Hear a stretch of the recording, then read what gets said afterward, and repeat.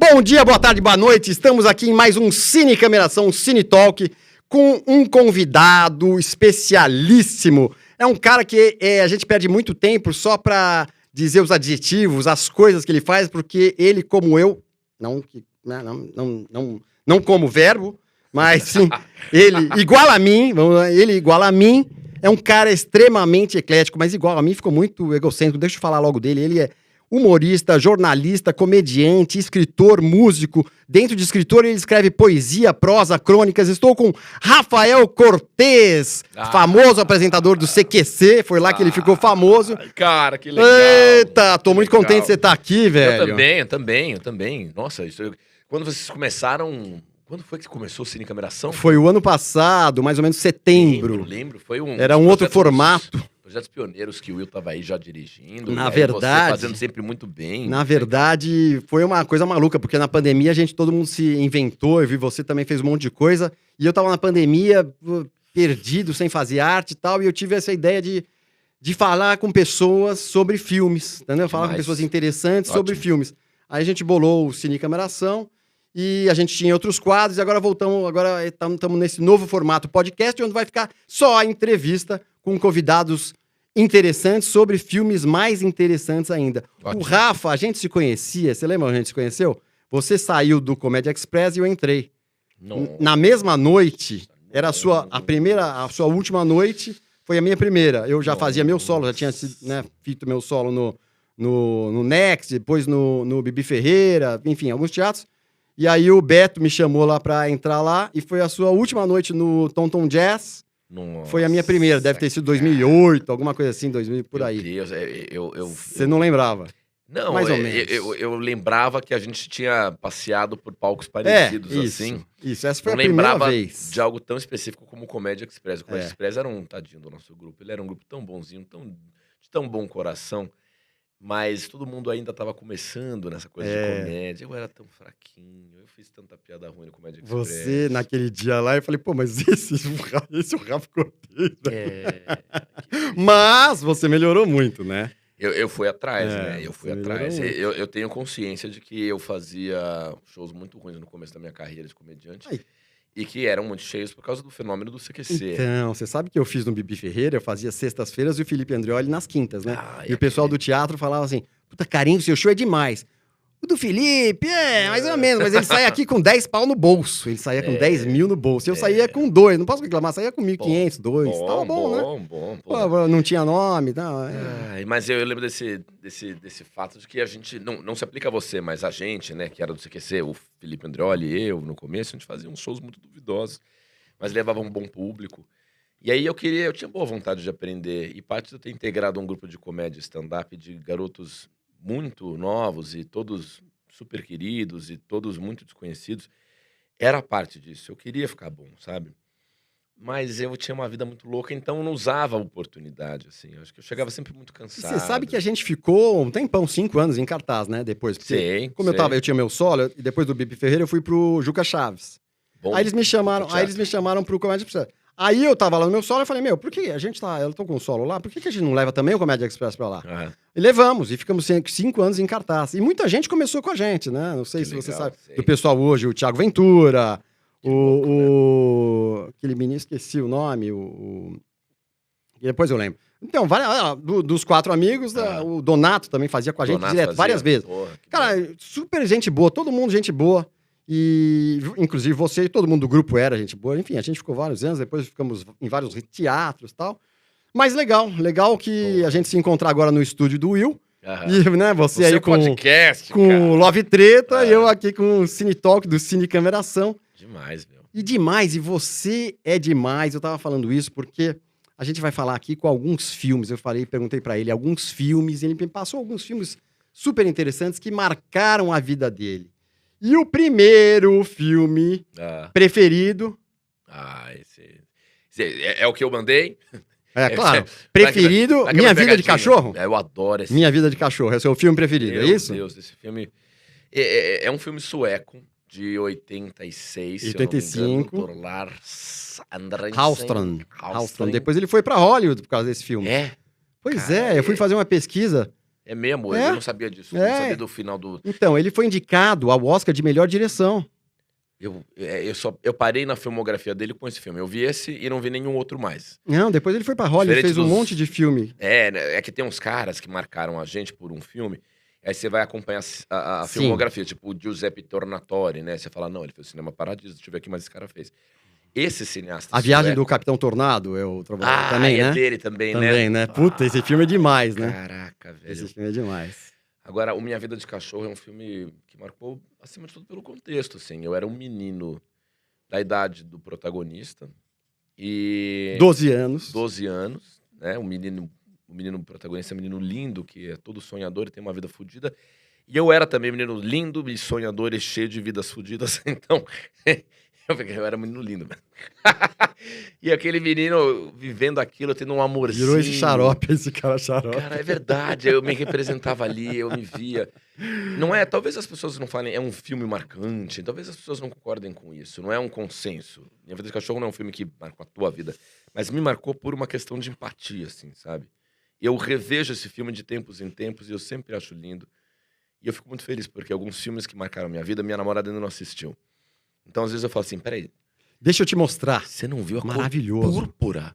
Eu fico feliz, assim, eu queria, Claro, né? eu queria essa felicidade Claro. da Marcela, de não ter visto alguns filmes. Se por um lado eu condeno, eu falo, como é que você passou pela vida, É, chegou sem aos ver 32 isso. anos sem ver esse filme? A pessoa fala assim, peraí, se você Tenho não o prazer de mostrar. viu... E eu fico assistindo e vendo junto, e falando, olha essa cena, você viu? Em geral, as pessoas não se movem tanto como a gente, né, quando é o filme do nosso coração. Ela é atriz da área artística, não? Nada, ela é Não, boleira, é, ela é então. confeiteira.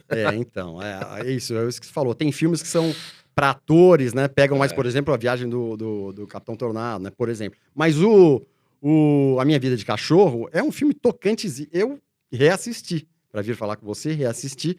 Não foi fácil achar, eu nem lembro. Eu acho que eu tive que assinar um novo canal aí para Você achar. jura? Acho que sim, acho Cara, que tá no HBO. Sei lá onde eu achei, não me lembro mais. Mas olha, valeu a pena, viu? é muito Que bonito. que É um- filme maravilhoso. Foi um filme de 85, sueco, do menininho, que Aham. tem a relação da mãe e o irmão, Sim. e aí depois a passagem dele, né? Não vou contar o filme inteiro. Vejam esse filme. É um É filme lindo, é tocante, lindo. sensível. Por isso que eu falei pra você que pelos filmes que a pessoa escolhe, a gente, sabe, é um filme que se passa na década de 50, né? Mais especificamente em 1959, e no final do filme. Você estudou mesmo?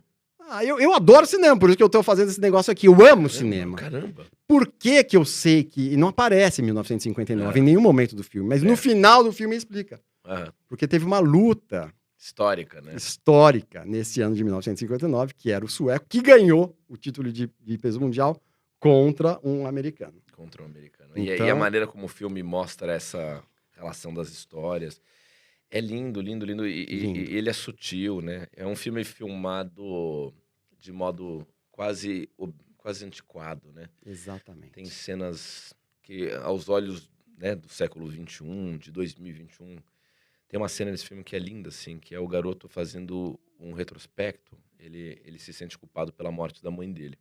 A mãe morreu doente de um câncer. E ele tem um momento... Essa cena é maravilhosa, assim, que ele fica pensando se ele não pode ter sido culpado pelo agravamento da doença da mãe. E ele lembra de uma cena que ele invade o quarto dela e o cineasta faz isso em câmera lenta. É uma cena que dura, assim, acho que uns 2 minutos, assim, com um pianinho muito pequeno no fundo. E quanto que deve custar para você botar uma cena de 2 minutos de câmera lenta desse tamanho, assim, num contexto de velocidades, né? Já era uma época de imposições de Hollywood, né? Hollywood já estava 85, mostrando exatamente. o potencial do Spielberg com Caçadores da Arca Perdida. Já estava tudo meio rápido, né? Exatamente. Então, é um filme incrível, assim, pela Essa delicadeza cena é maravilhosa. das cenas. Ele, na verdade, ele vai atrás da cachorrinha, que É. essa cachorrinha vai e se enfia embaixo da cama da mãe, e ele vai atrás correndo, e a Mas mãe isso é- super, né? É demais essa cena. Não, Na verdade, esse filme inteiro dá pra você decupar aí numas, sei lá, 60 cenas maravilhosas, né? Eu acho que a fotografia é linda. É um filme europeu, assim, é tipicamente europeu, e o europeu dos anos 50, eu fiquei fascinado também, já tinha visto, e é muito ele legal. demais. E aí Bom. a gente vê e fala, meu, olha que legal, olha a sensibilidade do cara, né? Não, mas me fez mal ver esse filme na época. É legal porque Quando você era criança. quando eu era criança e vi pela primeira vez, eu me senti um bosta, assim, sabe? Me senti mal, assim, porque eu falei, eu não tenho uma turma, eu não tenho um amorzinho. E esse garoto, ele tem um quase amorzinho na vida dele com uma menina lindinha que não tá gostando de entrar na puberdade, que tenta ocultar isso porque ela vai ser excluída do time de futebol masculino, não sabem que ela é uma menina, na verdade, mas ele gosta dela, ele é disputado pelo amorzinho dela. Quando eu vi com 12, eu falei, eu não tenho nada disso. Eu nem moro na Suécia. Eu me senti mal de não morar na Suécia. Fantástico, né? Fantástico. Aí você chorou mais ainda. Eu moro no Brasil! Eu queria tanto. Eu nem gosto de futebol, ele joga bola. Eu era o pé torto do time. Você não gostava de ser pé torto do time? É, porque o Brasil tinha ganho, né? O 51, onde se passa o filme. Cara, o cinema marcou a minha vida muito por essa questão de identificação, comparação e sofrimento, né? Na minha infância tinha muito isso. Quando eu vi o ET, por exemplo, eu fiquei destruído. Eu fiquei muito mal. Eu vi bem criança o ET. Você viu no cinema? No cinema. E eu sofri muito porque não tinha um amigo extraterrestre. E eu nunca andaria numa bicicleta que voava. A minha bicicleta, que era igual do menino, uma bicicross, não voaria, entendeu? E eu não tinha essa compreensão da fantasia, assim. Eu embarcava muito. O cinema foi muito tortuoso pra mim na infância porque eu vivia na pele aquelas situações. Eu ficava vivendo, eu ficava me comparando. E depois, adolescente, no começo da minha juventude, quando eu fui ver algumas porradas, tipo Morte em Veneza, aí acabaram comigo. Mas, enfim, já tô me antecipando. Falando assim, minha relação com o cinema é uma relação muito passional. Vamos entrar nesse. Você pôs aí, as pessoas vão entender agora por que eu tô caracterizado assim. Porque o melhor filme pra você, né? Morte em Veneza. É um filme de 1971, Luchino Visconti. Ai, cara, que é uma obra de arte do começo ao fim. Né? Parece uma pintura constante, né? Parece que o cara tá pintando, né? Nossa, esse filme é um absurdo de lindo, é forte, é um filme, assim, de um artesão. Eu não acho que o Luchino Visconti era um cineasta, eu acho que ele era um artesão, pelo menos neste filme, sabe? Não posso dizer da filmografia dele, que eu não conheço toda, mas este filme, ele mostrou que ele é um tremendo de um artista. Primeiro porque o filme começa com uma sinfonia do Gustav Mahler, que é um compositor inacreditável, uma sinfonia linda, um movimento da sinfonia, acho que é a sinfonia número 5 do Mahler. E aí, ele filma sem nenhuma pressa, uma embarcação chegando em Veneza, onde a bordo está o protagonista, que é o Dick Bogart, um ator inacreditável de bom, muito bom ator, o cara é ótimo. Ele dá aula de interpretação. Nesse filme ele tá espetacular, Nossa, né? E a primeira cena, assim, a sinfonia inteira. E sem fala, né? Sem Só a trilha, vai abrindo, isso. assim. Só a imagem e o som. E o filme começa assim, né? Então, um filme que começa com Gustav Mahler, e justamente a música mais bonita da obra do Mahler, já é um filme que você tem que falar, pô, peraí, tenho aqui algo incrível. E à medida que vai acontecendo o filme, você fala, esse ator, protagonista é incrível. E o Luchino Visconti conseguiu achar um garoto para interpretar o coprotagonista. Porque Morte em Veneza é a história de um homem de meia idade que tem um baque na vida dele, que não vou dizer qual é, e vai para Veneza para dar uma espairecida. E lá ele se apaixona de modo obsessivo por um garoto. Ele tem alguns baques na vida dele anterior, né? Sim. Que eles vão dando flashes no meio do filme e vão mostrando. Isso. E quando ele vai a Veneza para tentar dar uma refrescada na vida, ele fica obcecado por um garoto de 13 anos. E não porque ele é um cara que gosta de garotos, ele não é um pedófilo, não é um homossexual, ele não é nada disso. Ele é um artista. Exato. E a beleza do garoto o obceca. É isso que o Thomas Mann escreveu no livro. Assim. Ele é um louco pela beleza. E aquele garoto representa a beleza. E o Luchino Visconti conseguiu fazer uma seleção com centenas de jovens. E ele pegou um garoto com cara de aquarela.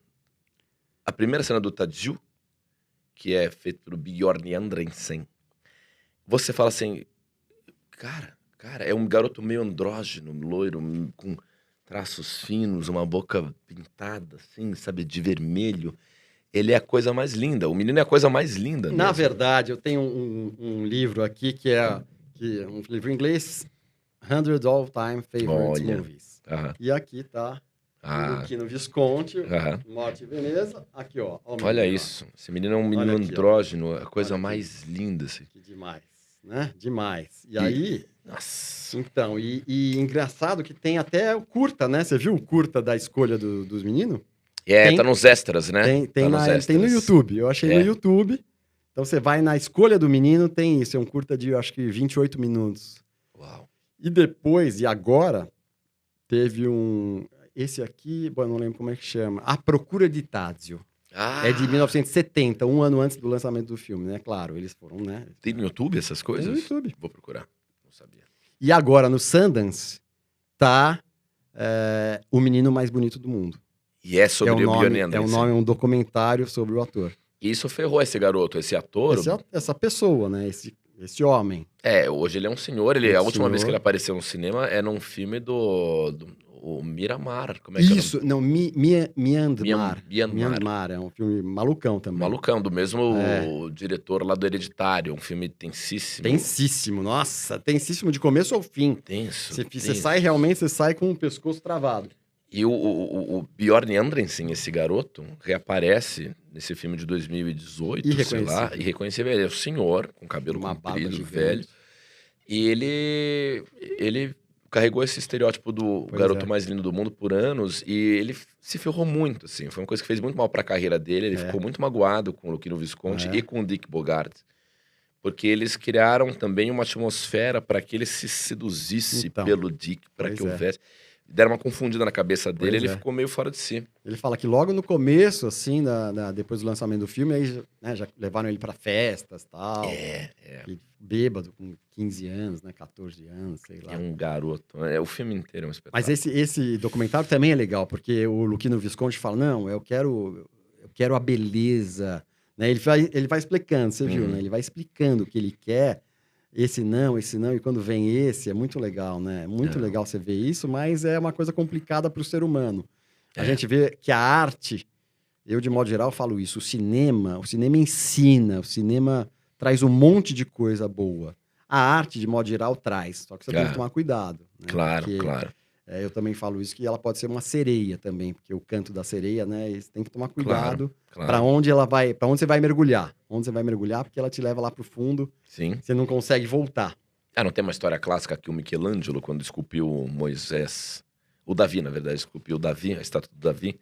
Bateu com o martelinho. Ele ficou tão alucinado pela própria criação dele, ele falou que ela era tão perfeita que ele começou a falar em italiano para ela, parla, né? Por que não parla? Por que não parla? Bateu com e uma hora ele se irritou, que ele deu uma martelada no joelho.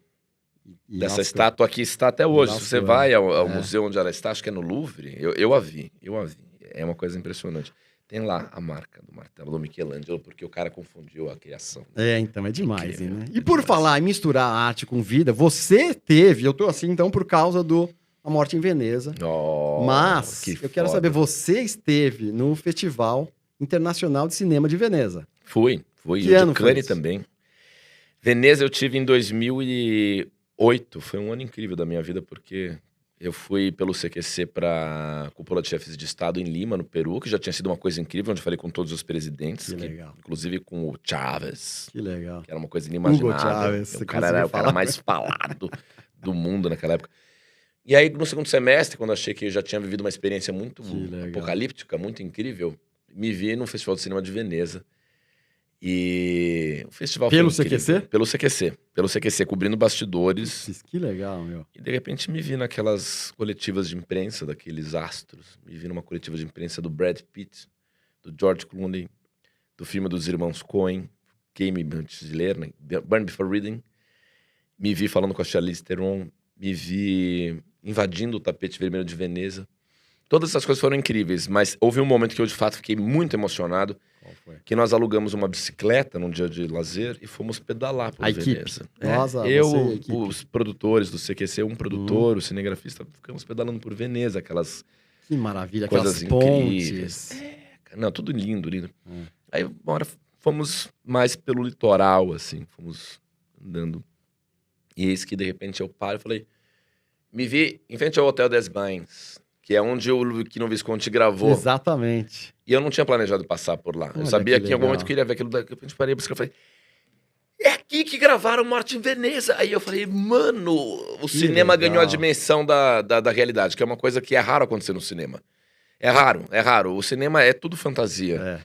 E coisas poucas do cinema são possíveis de serem realidade aos termos práticos, assim. Quando você vai, por exemplo, no hotel onde filmaram O Iluminado, esse hotel existe. Esse hotel existe. Aí você fala, estou no hotel onde o Jack Nicholson arrebentou uma porta atrás da Shelley Duvall. E você fala, nossa, isso existe. Agora, todo o resto não. É como você assistir Friends e se ver ali no Parks Café lá, tomando um café. Uau, olha eu aqui. Quando eu me vi no Hotel des Bains, onde ele gravou, aí eu falei, uau, você que me trouxe até aqui. Eu fiquei muito impressionado, cara. Que legal. Que legal. Olha, quando eu vi, né, a gente combinou isso aqui tudo e tal, mas eu não sabia que você tinha, nem lembrava que você tinha ido para o festival. E olha que história legal, meu. Mas ele já era seu filme, ele já era um filme assim, marcante, preferido para você? Eu lembro que eu vi esse filme em 96, eu tinha 17 anos ainda, né? 17 Não, eu tinha 19 anos, em 96 eu fiz 20. E eu tava muito mal, cara, porque eu tinha perdido uma professora de matemática que eu amava e que depois virou minha amiga. Eu tinha finalmente entendido... Perdido é que você mudou de série. Não, ela morreu mesmo. A professora do terceiro colegial, depois ficou minha amiga, eu a adorava, e era assim, morreu, um aneurisma cerebral. E aí eu tava com problemas na minha família, problemas em casa. Aí alguém me deu uma dica, falou, vai ver o filme do Visconti no Cine Sesc. Eu já tava mal. Aí eu fiquei, cara... Quando o filme termina, que eu não vou dar spoiler, você tem que assistir. Vocês têm que assistir esse filme. Mas, bicho, eu me lembro que eu intervei. Eu passei uma semana, tipo... E naquela época, você não tinha, em 1996, essa coisa redentora que é a internet. Que você pode googar as pessoas, pesquisar. Então, eu fiquei com essas informações na cabeça. Falei, onde está o Tadiu? Quem é esse cara? O que aconteceu com esse diretor? Aquela época era mais difícil, né? Ou a gente acompanhava, né? O Cine Sesc era um bom lugar para acompanhar. Nossa, mas eu fiquei muito mal. E esse filme é um filme que eu reassisto de tempos em tempos.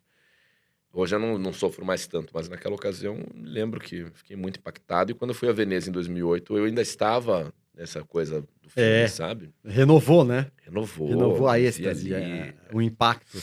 É demais, cara. Muito legal, muito legal. E Morte em Veneza, né? Até teve um paralelo com o que a gente está vivendo hoje, né? Porque eles viveram ali, lembra? Eles tinha uma epidemiazinha. Tinha, que não se explica muito, né? Que eles ocultam, né? Porque... Olha que louco, como é bem paralelo com... Porque eles não queriam... Veneza é uma cidade que vive do turismo há muitos anos. Sim. Então eles ocultavam dos turistas. Eles falavam, turista... Então vai um cara falar lá e fala, o que você tava falando? Não tava falando nada disso e tal.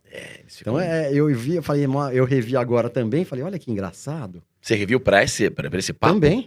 Também. Você é aplicado, né? Claro, tem que ser, né? Jura? Tem que ser. Pelo menos começo de carreira, né? Se eu estourar daqui a 10 anos, eu não vou mais falar, esse filme aí, tá bom, a gente conversa rapidinho. Caraca, eu me sinto muito prestigiado que você viu 2 filmes, você reviu 2 filmes. Não. Para falar comigo. 3. 3? 3, de todos esses daqui, A Cor Púrpura, eu só não revi o ET.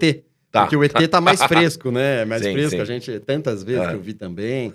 E assim, né? Mais cenas, mas eu revi Morte em Veneza, então, mas todos foram valiosíssimos pra mim. Valiosíssimos e valiosos para te conhecer também, porque é isso que eu digo. O cinema ensina sobre as pessoas que, né? O que as pessoas falam que filmes elas gostam, mostra como é. Você é muito sensível, né? Aliás, aí depois eu fui... você deve ser muito sensível. Aí tem um livro de poesia, o livro inteiro de poesia? Tem. Um livro de prosa e poesia. Então. Como chama? Memórias de Zarabatanas. Memórias de Zarabatanas. Pô, é muito legal. Eu tenho um poema nesse meu livro, que pena que não o trouxe aqui, mas tem um poema que eu escrevi pro Morte em Veneza, assim, né? É mesmo? Tem. Olha que legal. Eu não lembro o nome do poema, mas assim... Chama Transcende. Porque o filme Morte em Veneza, no final, há uma coisa muito bonita, assim. Esse personagem, o professor, que fica apaixonado pelo adolescente, ele passa o filme inteiro meio perseguindo esse garoto, mas ele nunca fala com ele. Eles não têm um contato, não tem nenhum momento, só num devaneio dele. E eles têm um último movimento de tentarem se falar. E quando ele já está no final do filme, numa situação limite, ele vê esse garoto entrando no mar e o garoto sabe que ele tá sendo observado e ele faz um gesto esquisito, assim, ele aponta para algum lugar. E o Visconti não explica que gesto é esse. Você tem que ficar fazendo leituras. O que ele quis dizer? E ele lembra que ele antes tinha feito um gesto, né? Na janela. Mas ele devolve com esse gesto e aponta para algum lugar. E é um gesto, assim, que eu interpretei nesse poema como uma transcendência. E eu lembro que os versos finais do poema são assim... o que será que ele aponta? Talvez o ponto onde o amor comece, talvez o ponto onde o amor acabe, do gesto de Tadzio, só o transcendente sabe. Que é isso, legal, cara. Velho, Legal. Eu gosto dessas coisas em cinema, assim, sabe? Apesar de me angustiar. Eu gosto, mas também fico puto, porque com o Google eu vou lá e coloco. O que quis dizer? Né, o caminho do... hoje em dia, né? O caminho... Mas você sabe, deixa eu voltar um pouco mais nesse filme, porque eu teve uma cena que pra mim foi fantástica, porque eu acredito muito em destino, em encontros, em desencontros, e a vida vai te levando pra um caminho, e às vezes você fica bravo, puto com o caminho que a vida tá te levando, e depois se explica, ele quer ir embora. Por conta dessa obsessão dele, ele fica puto e quer ir embora de lá. Então ele vai voltar e vai pegar o trem. E aí quando ele tá lá, o cara, um mensageiro lá da empresa ferroviária vem avisar, olha, senhor, professor, a sua mala foi pra Como? Foi errada. Foi pra Como. E falei, e agora? Falei, agora, ó, se o senhor quiser ir, o senhor vai. E nós mandamos a mala pro senhor em 3, 4 dias, vai estar lá. Não vou. Não, eu quero minha mala. Eu falei, não, então nós vamos dar um jeito. O senhor pode ir pro hotel, ficar tranquilo, que nós vamos dar um jeito de recuperar a sua mala. Aí ele tava puto, e aí ele, uns 2 segundos, ele pensa e dá um sorriso. Pequeno, né? Não aparece o dente, o lábio. É demais. Essa cena, você fala, olha que louco, né? O cara tentou, né? Tentou voltar pra realidade. Porque, assim, a gente tá falando tudo isso, a gente tá falando só coisas concretas. Mas antes de tudo isso, tem um papo filosófico dele com o amigo dele. Do outro compositor, lembra disso? Sim. O que maravilhoso. É beleza, o que é beleza, o que é arte. Se você precisa da maldade, se a arte precisa da maldade, né? Como você transcende. Como você transcende essa coisa do medíocre para passar pro patamar de maravilhoso. Não, o roteiro já é incrível, né? Agora, o aspecto da interpretação. Esse filme tem uma das cenas que eu acho mais valiosas no sentido do ator, assim. Quando eu fico pensando num bom ator, eu lembro desta cena dele, do Dick Bogart, protagonista do filme, e de uma outra que eu vou te contar. Nesse papo filosófico entre esse personagem principal e seu amigo, eles estão discutindo, afinal, o que é a beleza, de onde ela nasce, se ela seria inata ou não, onde ela vive, se os artistas são os proprietários da beleza, porque são privilegiados de tê-la, etc. E essa cena vai passando, e ao mesmo tempo ele tá tomando uma sopa, ele tá rememorando essa cena. E tem uma hora que fica um close na cara do ator, e ele tá tomando a sopa, e fica só o áudio do diálogo deles, e ele vai reagindo às coisas com movimentos muito pequenos. E tem uma hora que ele se sente feliz porque ele ganhou a discussão. Ele faz uma cara muito sutil, que eu, canastrão, não vou saber fazer, mas... o cara não olha pra câmera, ele tá tomando sopa, e ele ouve o que ele acabou de falar e faz um... Mas assim, é tão pequeno e é tão impressionante o que esse ator faz, esse Dick Bogart, que deveria ser objeto de estudo para qualquer estudante de cinema, de atuação, de interpretação. É incrível, cara. É verdade, é maravilhoso mesmo. E eu fico muito contente da gente estar esse papo. Normalmente os papos aqui são mais leves, né? Porque a gente vai na... E são 2 humoristas aqui, a gente só tá falando de filosofia. Essa é a graça. Querem de nós só essas pataquadas que a gente fica fazendo na vida. Isso mesmo, aí, no palco, 2 caras aqui que né? tem uma ideia legal. Uma bagagenzinha um pouco mais... Vamos falar, vamos ser coach. E é legal, porque você, né, você é musicista, né, meu? Você é músico, violonista, né, erudito. Eu estudei bem o violão erudito entre os meus 17 e 22.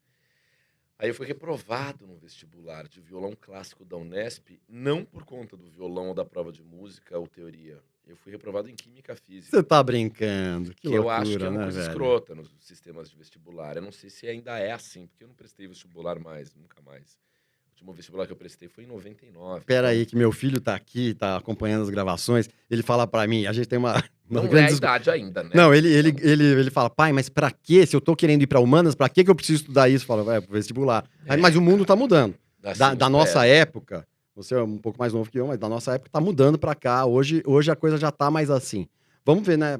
Qual é a propensão daquela pessoa? Você Claro. vai ser. Ah, então não adianta realmente você ficar estudando física, se matando em matemática, que é o que ele fala pra mim. É. Mas, se for prestar vestibular aqui no Brasil, importa, porque o vestibular é o vestibular. Mas, enfim, vamos lá. Você fez o vestibular. Aí eu reprovei em física, química. Que coisa, Fui né? bem na prova prática de violão, na prova teórica de música, mas reprovei nisso e dei uma baqueada. Então eu fiquei muito impactado com aquilo e dei uma desistida do violão clássico. Eu Que fui coisa. descobrindo o violão popular, que é onde eu tô agora, assim. Eu tô mais ligado ao violão popular, às cifras, etc. Mas eu tenho uma paixão profunda pela audição do violão clássico. Eu sou muito mais ouvinte de violão do que de MPB. Tem muito mais discos e arquivos de violão instrumental do que os de MPB, apesar de eu gostar muito de MPB. Então, eu fico namorando muito música, né? Especialmente a coisa do violão. E eu gosto especialmente dos filmes que têm um apreço pela trilha sonora, assim, que tem um amor, um compromisso pela trilha sonora. Por isso que o Martin Veneza me impactou. Gustav Mahler. Outro é o Cria Cuervos, que eu não citei para você, mas que ele começa com uma música do Federico Mompou, um espanhol, um tema Ah, eu pesado. já não sei, já não é Coisa cinema. mais linda, assim. É um plano sequência de fotos, entendo um arquivo todo de álbum. Já viu esse filme? Mas faz muito tempo. Não revi. Se você tivesse falado, eu revi, a gente falava. Cria Agora, Cuervos. o Morte em Veneza, você falou ainda do Gustav Mahler, e é engraçado, né? Porque na obra do Thomas Mann, não é um... Ele é um escritor. Ele né? é um escritor, não é um É. compositor. Ele Não, é um escritor. compositor. É. E aí o Visconti mudou pra compositor e pegou as obras do Gustav Mahler Aham. e pôs o nome dele de Gustav. Né?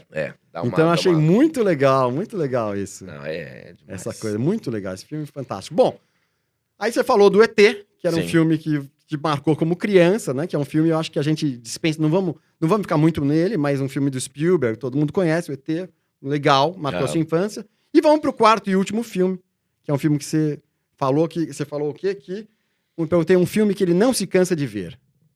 Que é A Cor Púrpura. Que é A Cor A Púrpura. Cor Olha Púrpura é lá. a coisa Fiel, hein? Fiel é. A Cor Púrpura. E eu revi também. Nossa, esse Que filme, hein? esse Que filme é um maravilhoso. espetáculo. Bom, o Spielberg. Nossa. A gente pegou aqui diretores, né? Fantásticos. Bom, filmes fantásticos, diretores fantásticos, atuações fantásticas. Ah, É um filme de 85 também, engraçado, né? 85, que 85 você tinha quantos anos? 17, 18? eu tinha 8 para 9 anos. Ah, 8 para 9. É. Não, tinha 9 Não. anos. 9 anos. Eu Você tinha foi 9 anos. precoce, hein? Ah, mas esses filmes você assistiu depois. A E Cor depois... Púrpura eu vi depois. O ET eu vi na época porque era um filme de criança, né? Todo ET, mundo sim. queria ter o ET, assim como a gente ia ver o Superman. Não, mas eu digo, o Minha Vida de Cachorro e o Minha Vida de Púrpura, Cachorro os dois também são de vi. 85. Também vi na idade, 85. Eu vi quando lançou. Você viu? Ah, então. Porque as esse pessoas eu vi acharam quando que por lançou. ter um protagonista Olha que menininho era um coisa. filme de criança. É. Tinha um nome de criança. É, Minha Vida de Cachorro. Né? parece Então, bonequinho criança. mas A Cor A Púrpura Cor Púrpura eu você fui viu mais depois, tarde. O Cor E é um Púrpura não é um filme. filme pra criança de jeito nenhum, mas é uma Nossa, obra de arte, né? É incrível. O Spielberg também, eu acho que é um Incrível. artesão. Claro que é um artesão É mais um- americano, É um gênio. mas é um artesão, né? Esse filme é fantástico, né? Não, e ele tem... Bom, é o único filme que a Oprah Winfrey fez de atriz, né? E ela foi indicada ao Oscar de melhor atriz coadjuvante, né? Por esse filme. É o Whoopi Goldberg. Na verdade, é Introducing, né? Introduzindo a Whoopi Goldberg. Quer dizer, o primeiro Foi filme isso? dela. Ah, tá. Danny Glover. Danny Danny Glover Glover. fazendo, né? Não é logo no comecinho, mas na sequência, Ah. pega o marido dela. Na verdade, eu achei muito legal, porque, assim, né? A sinopse, você vê que eu dou uma reolhada em tudo, né? Pra vir conversar com as pessoas. A sinopse é tal. Ela engravida do padrasto, né? Do pai, do padrasto. É. Aí você vai estar logo no começo do filme. É. Assim, não é spoiler, porque você vai começar. Sim. Vejam esse filme, que é um filme maravilhoso. Parece mais pesado. É um filme pesado, mas parece mais pesado que é, na verdade. Porque Ah. depois ele vai suavizando, né? Sim. Ele É. começa no peso Sim. e vai suavizando e você acaba relaxando e suspirando, não é? A minha visão. Então, Danny Glover, Whoopi Goldberg. É fantástico essa direção do Spielberg. E esse é um típico filme americano, no sentido de redimir Exato. as histórias horrorosas dos Exatamente. protagonistas. É uma coisa que não acontece no cinema europeu. Cinema europeu, quando você vê Dançando no Escuro, do Lars von Trier, e você vê a personagem principal se ferrando o filme Nossa, inteiro, e no e final no do filme final- ela se fode ainda mais, No aí final, você aí- sai dizendo assim, Você faz- eu odeio o Lars von Trier. Exatamente. Odeio esse cara. Não, mas é porque é um tapa na cara, né? Eu entendo o lado sim. dele. Então, não é odeio ele, sabe? Você fica com raiva da sociedade, né? Eu saí Lógico. desses filmes Nossa. com raiva da sociedade, né? Sim. Falo, meu, como o ser humano é Sim. nojento. Mas é um espetáculo. Você fala, é um tremendo filme. Mexeu comigo, tá aqui, tá. Agora, a vantagem dos filmes americanos, especialmente os que têm grandes dramas com os protagonistas, é que você, como espectador, vai assistindo falando assim, não, se eu conheço um pouco de cinema americano, esse cara vai vingar a alma da gente. O jogo vai virar. E, de fato, vira. E A Cor Púrpura é um filme que você vai sofrendo. Então, no final, No final, todas as coisas vão se resolvendo. E tem um grande finale, né, de um reencontro das duas irmãs, que é uma das cenas que eu vejo e imediatamente eu choro, assim. Se eu assisto com qualquer pessoa, mas eu choro assim de sair catarro. Bom, quase todos esses filmes aqui, né? Tirando o ET, todos esses daqui a gente se arrepia, chora, são momentos mas fantásticos. esse acho que é uma das cenas mais bonitas. Na verdade, A Cor Púrpura tem, pra mim, a segunda cena de beijo mais bonita de toda a história do cinema. A cena das duas irmãs, elas se encontram, elas passam o filme inteiro No final, separadas. No final, elas se reencontram. E elas se aproximam e elas envelheceram e elas pegam no rosto uma da outra. E parece uma cena de improviso das atrizes. Elas encostam testa na testa e elas dão um selinho. Mas não tem maldade, é um beijo de elas já amor. davam esse selinho antes, né? Antes elas já davam um selinho assim, como o americano tem essa coisa, às vezes, de pai com filho. E tal. Mas só não é mais bonita que a cena de beijo, na minha opinião, mais bonita do cinema de todos os tempos, que é em O Garoto, do Chaplin. Que o menino tá sendo desvencilhado desse pai, aí eles se abraçam, por isso quer levar o menino pra verdadeira mãe, aí eles dão um beijo na boca, assim, um beijo sofrido. É um beijo súplice, é um beijo desesperado, mas é a coisa mais bonita, cara. Isso é arrepiante. Cara, eu quero fazer esse programa com você. Hã? Eu quero fazer esse programa com você. Vamos fazer junto. Ele é muito legal. esse É programa. muito legal. É muito mais legal que o Love Treta. Olha, e pra terminar, tá uma delícia, porque você, realmente, eu falei, você é um cara muito sensível, é muito... E assim, pra falar de cinema, eu posso ficar horas aqui falando que legal. de cinema, de tudo, assim, né? Se a gente for... Mas a gente tem tempo aqui, o estúdio tem tempo, e o nosso programa... Mas tá super gostoso, você é um cara super legal. E vamos fazer um quiz rápido. Tá. Que pode ser o Cinepong, né, o nome, ou de cara pro carinho. De cara pro carinho. De cara pro carinho. É bom, né, o nome. Porra. Mas o seu nome, a gente podia conversar um pouco sobre isso, né? As pessoas, quando sabem que você é Karim, elas acham que você é uma mulher? Não, é o contrário, né? As pessoas veem o meu nome no papel e acham que é Karen, acham que é uma mulher. Sim. Entendeu? Aí eu chego... Porque a primeira vez que eu ouvi ficam... falar de você, disseram, vem aí, Karim. Não falaram, vem aí o Karim. Aí eu falei, vem aí a Karim. Aí apareceu o Karim. Então, mas Karim... É que nem Darcy, que pode ser homem ou mulher, ou Ari. Não, Karim é masculino. Né? Ah, é? Porque é terminado em M, você falou certo, desde a primeira vez você nunca errou, mas muita gente fala Karim. Sim, Porque o Karim tem o Karim Abdul-Jabbar, lembra? O jogador de basquete. Tem o Karim Ainuz, aqui o diretor de cinema. Tem o Karim... Tem uns 3, 4, 5 Karim famosinhos agora, né? Aliás, você sabe que eu tenho um homônimo, né? Karim Telles. Não, Feres. Não, deve ser Karim você, Feres. Quem Não, é Karim esse? Feres. Eu tenho Tem um outro médico. Um cara médico. What the fuck? Quem é essa pessoa? Só que eu tenho um José no meio. Eu não tenho um homônimo exato, porque eu tenho um José que eu não uso. Tá. Meu pai ficou pé da vida, porque José era o nome do pai dele. O avô era Youssef, né? Então, Karim é o nome de um avô, pai da minha mãe. Tá. E Youssef, e ele ficou puto, porque o nome artístico veio Karim Feres. Mas aí, em compensação, todos os meus personagens de humor são José, né? Zé Pereira, Zé Travado, Zé da Estrada. Todos muito bem. Eu me redimi com meu pai, assim. Fico feliz. Mas vamos fazer, então, o De frente pro Karim. Oi? De De frente, de cara pro Karim. De cara pro Karim. De cara pro Karim é mais legal. Vai. Vamos lá. Ator preferido? Marlon Brando. Marlon Brando? Marlon Brando. Olha. Poxa, ele é muito foda. Olha. Eu gosto muito de Marlon Você Brando. me mandou outro, hein? Qual que eu te mandei? Olha, o Marlon Brando é um cara que fez história, né? Porque ele tava lá no começo. Você mandou um cara mais recente e não americano. O que eu te mandei? Ó. O Quem foi que eu falei? Argentino. Ah, o Darín, pelo amor de Deus. Então. Eu adoro o Ricardo Darín. Então, é que sim. você pegou dois, né? O Marlon Brando lá atrás foi com os primórdios da atuação moderna.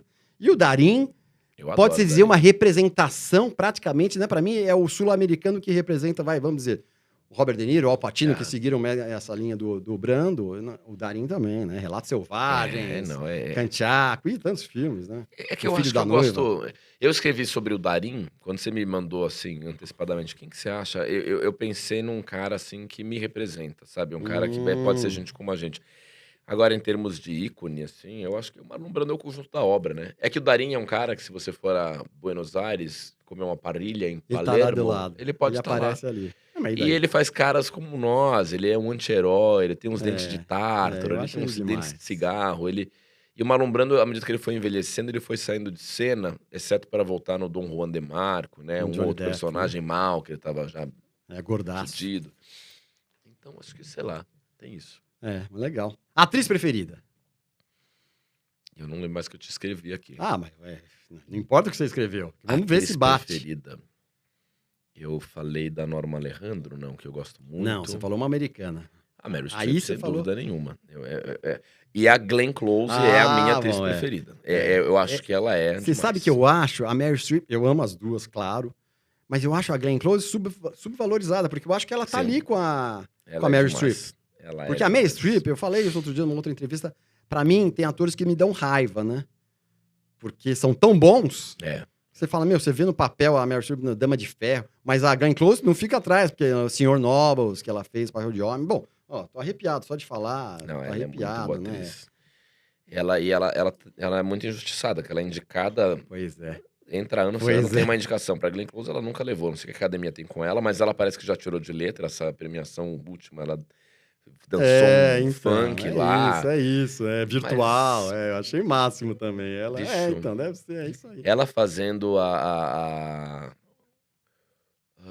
como é que é o nome desse filme? Com A Casa dos Espíritos. Demais. Ferrula. Ela faz Demais. a Ferrula. Ela é... Cara, é tão boa atriz, bicho. Eu tenho... E Atração Fatal, ela tá incrível. Não, Até essa esse Sr. último. Nobles também ela foi indicada também, lembra? Ela faz o Mordomo, lembra que ela faz homem? Não, eu não vi esse filme. Você não viu esse? Eu não vi. Ela segue a carreira de mordomo, se passando por homem a vida inteira. Não, ela é demais, foi indicada também, foi demais.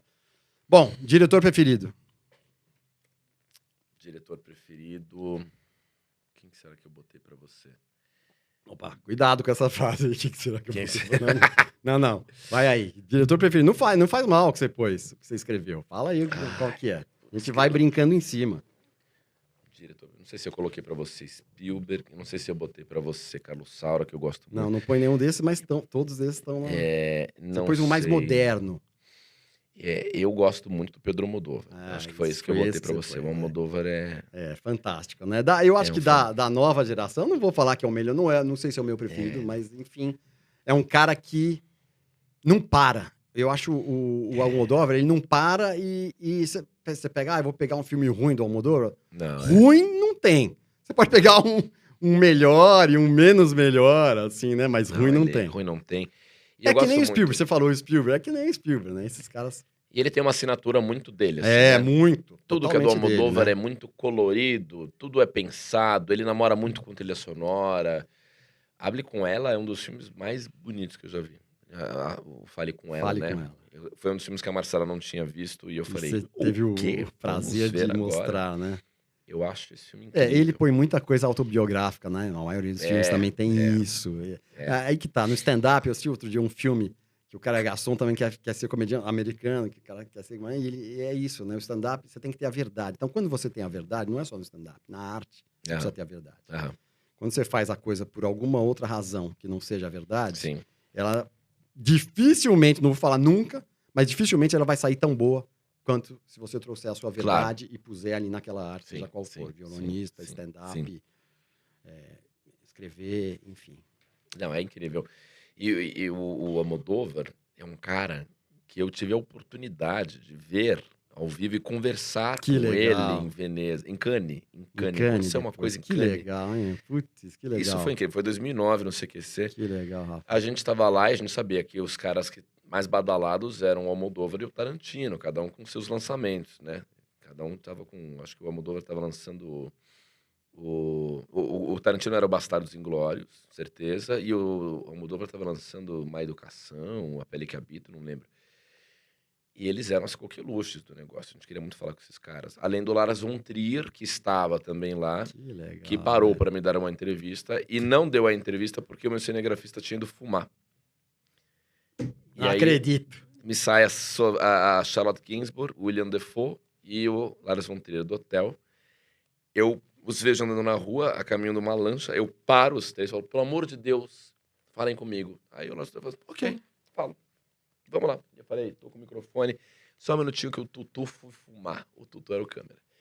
E a gente já falou pra ele minutos antes, não sai muito daqui, fica aqui. Mas ele foi fumar, ele saiu, ele foi... Aí eu fiquei gritando pelas ruas de Cannes, Tutu, Putz. Tutu. E E os o caras Lars von esperando. Trier aqui assim, É. vamos? Eu falei, just a moment, please, só mais um minutinho. Aí ele falou, well... Aí I ela have pra to mim falou go. assim, I have to have go. to go. Eu falei, ok. Sorry. Aí, quando ele tava indo embora, subindo na lancha, eu vejo o meu cinegrafista correndo com a câmera, tentando montar um cigarro aqui, ó, tropeçando. Cigarro fumando aí. E ele não deu entrevista. E Que coisa. Mas o Almodóvar tava em Cannes, tava em Cannes. Ele tava em Cannes. E era impossível falar com ele. A gente tinha conseguido fazer uma pergunta na coletiva de imprensa e olha lá. Aí eu cheguei a entrar num hotel em Cannes pra tentar falar com qualquer pessoa famosa que estivesse lá, porque a gente queria muito falar com a Angelina Jolie e o Brad Pitt. E nessa ocasião, o Tarantino tava no hall do hotel e eu vi uma cena incrível, que foi o Tarantino recebendo o Almodóvar do nada, assim, eles apareceram no foyer juntos, se abraçaram, vamos tomar um café, vamos. Os dois maiores cineastas da Europa, Que legal, da atualidade, eu que fui legal. tentar abordá-los e o Tarantino me expulsou aos gritos. É Aos mesmo? gritos. Go away! Que ele é um cavalo, né? Ele é um cavalo, esse homem. E eu fui expulso por ele e não consegui falar nem com ele, nem com o Almodóvar. E um dia eu tô à tarde, em Cannes, e tamo lá naquela coisa, tamo ali na calçada vendo o que acontece, se acontece alguma coisa, se alguém passa. Aí o meu produtor, que tinha ido fumar também, ele me reaparece, ele esbaforido, falando assim, cara, a 2 quadras daqui, o Almodóvar está andando na rua. A paisana Normal, de passeando. boa, trocando, andando, vida que segue. Eu Isso foi falei, como depois assim? ou antes da Depois da outra que você- expulsão. Não, depois do outro que você perdeu, do Lars von Trier? Depois do Lars von Trier. Então, você vê como a vida também, né? Quando você vai lá e voltou, né? Voltou, ela resolveu. Mas era E muito aí- improvável. Esses caras eram muito blindados, cara. É. Eram muito blindados. Aí eu falei, mas peraí, tá andando na rua? Tá andando na rua. Eu falei, vamos lá. Aí a gente foi. E, de fato, o Almodóvar estava andando com a empresária dele, que deve ser alguém muito conhecida na Espanha. E ele tava com a câmera fotográfica dele fazendo fotos, assim, Clec. Ele tava Que fotografando legal. o cartaz do festival. Que e eu legal. falei, se a gente pedir autorização para entrevistar, ele não vai dar entrevista, porque ele tá no seu lazer. É. E o CQC não era paparazzi. A gente fazia tudo que a gente fazia, mas sempre credenciado. A gente sempre tinha uma credencial. Legal. Eu falei, peraí, aqui eu tô numa situação de paparazzi. O cara tá andando na rua, é um direito dele. Abordar. Eu não posso abordar o cara, e se eu abordar o cara, ele vai dizer que não dá entrevista. Eu falei, eu tenho que ter E uma aí? maneira de chegar nesse cara inteligente. De uma maneira inteligente. É o maior cineasta da Europa. E aí eu falei, começa a gravar. E eu falei, seja o que Deus quiser. E fui me aproximando dele, e eu vim por trás do Almodóvar. Essa cena tem no YouTube, se vocês quiserem ver. E eu o abordo, eu venho por trás e começo a dirigir o Almodóvar fazendo foto. Eu falo, isso não vai ficar bom, não. Essa foto não vai ficar legal. Aí ele vira com aquela empáfia que o maior cineasta da Europa tem e fala, como é que é? Eu falei, não, que você tá contra a luz aqui, eu acho que não vai ficar bom. Como não ficou boa aquela cena que você fez em Má Tal Educação. filme. Mas fazendo uma cara de filha da puta, assim, É. sabe? Sorrindo pra ele, piscando. Aí ele entrou no personagem e falou assim, Que legal. então você não acha que eu estou fotografando bem? Eu falei, não, inclusive, ó, em Hable com ela, não gostei daquela cena. Ele falou, como é que você, então, faria melhor? E eu troquei uma ideia com ele de uns 5 Que minutos. legal. que Com microfone, termina tudo com microfone. microfone aqui, e ele Mais percebeu light. o jogo, ele entrou. Que legal. E é a única cena em 8 anos de CQC, de todos os repórteres e de todos os programas, que não tem um picote de edição. O Que editor legal. aproveitou do começo até o fim. Que Ele não legal, cortou, não inteira. tem um frame cortado. Que legal. E tem uma hora que ele cansa do papo, ele fala assim, vamos encerrar por aqui, me dá um beijinho. Eu falei, oi, beijinho? Eu falei, dá um beijo. Aí ele me dá um selinho. Ele me dá um selinho e eu ainda termino assim, falando, não posseste la língua. Um espanhol torpe, né, que eu tenho. E assim terminou a minha entrevista com o Moldova. Por isso que eu adoro esse cara. Muito bueno, Rafaelo, lindo, legal. Magnífico. Pra finalizar, vamos ver. Filme preferido, nós já falamos. Sim. Qual é? Sim, Minha Vida de Cachorro. Um finalzinho aqui, pra todo mundo pegar esse finalzinho aqui. Melhor filme da sua vida? Morte em Veneza. Morte em Veneza, muito bem. Eu não tô lendo. O filme mais marcante da sua vida? Eu acho que foi A Cor Púrpura. A Cor Púrpura. Sim. E um filme que você não se cansa de ver? Eu devo ter colocado o ET, né? Filme mais marcante, na verdade, você pôs o ET. Eu pus o ET? E um filme que você não se cansa de ver? A Cor Púrpura? Você pôs A Cor Púrpura. Eu tenho idade já, né, carinho?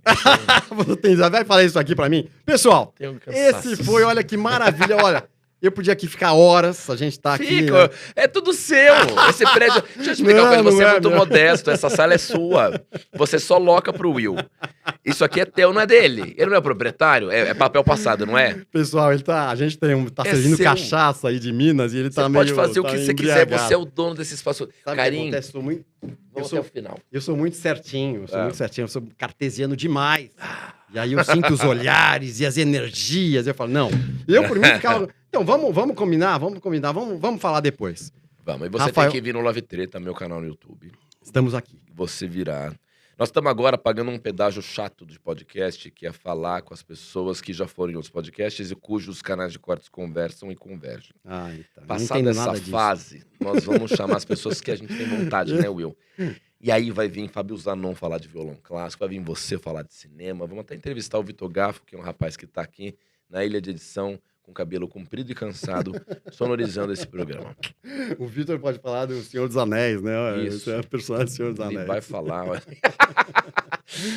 que maravilha. Rafa, você realmente é um cara generosíssimo. Obrigado por essa entrevista, pelo seu tempo. Adorei. Podia ficar horas mesmo. Vamos conversar mais sobre isso.